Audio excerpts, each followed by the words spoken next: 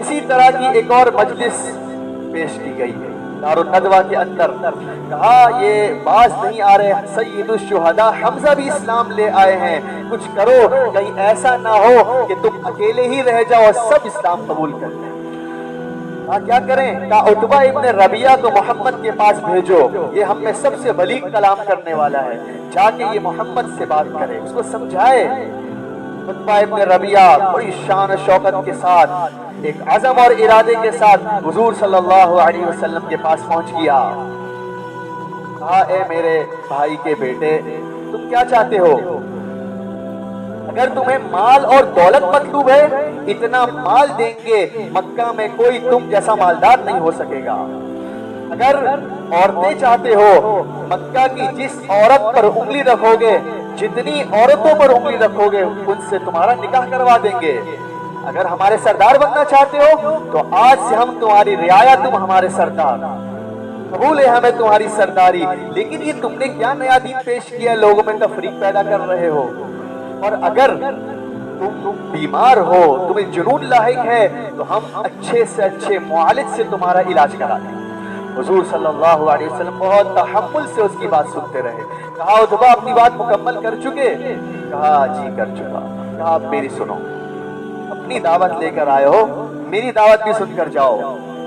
آپ نے کہا نہ مجھے تمہارا مال چاہیے، نہ مجھے عورتیں مطلوب ہیں، نہ سرداری سے کوئی شغف، اور نہ مجھے جنون لاحق ہے۔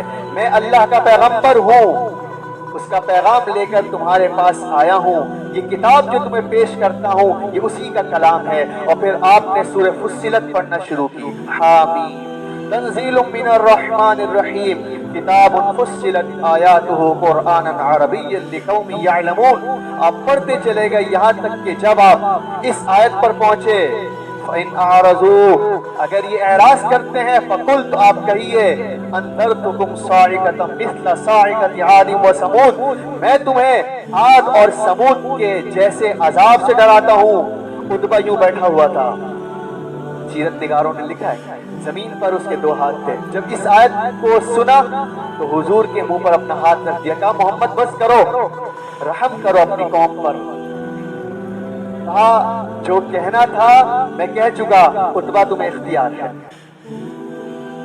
عتبہ وہاں سے اٹھ کر جانے لگا۔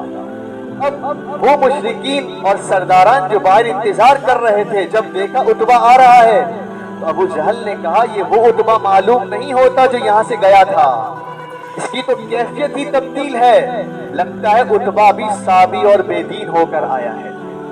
عتبہ پہنچا، ابو جہل نے کہا عتبہ کیا پیغام لائے ہو؟ عتبہ نے کیا بات ہے؟ یہ سننے کی بات ہے، انی سمعت قولا واللہ ما سمعت بمثلہ قط، واللہ ایسا کلام سن کے آیا ہوں، ایسا کلام کبھی نہیں سنا۔ ما ہوا بالشعر ولا السحر ولا الکہانہ، نہ یہ شعر تھا، نہ یہ جادو تھا، نہ یہ کہانت تھی۔ اے سرداران میری بات مانو تو اس کو تنہا چھوڑ دو، اس کو اپنے حال پر چھوڑ دو۔ اگر عرب اس پر غالب آ گئے تو جو تم چاہتے ہو وہ بات پوری ہو جائے گی، اور اگر یہ عرب پر غالب آ جائے تو پھر یہ تمہارا ہی تو رشتہ دار ہے۔ ابو جہل سخت غصے میں آ گیا۔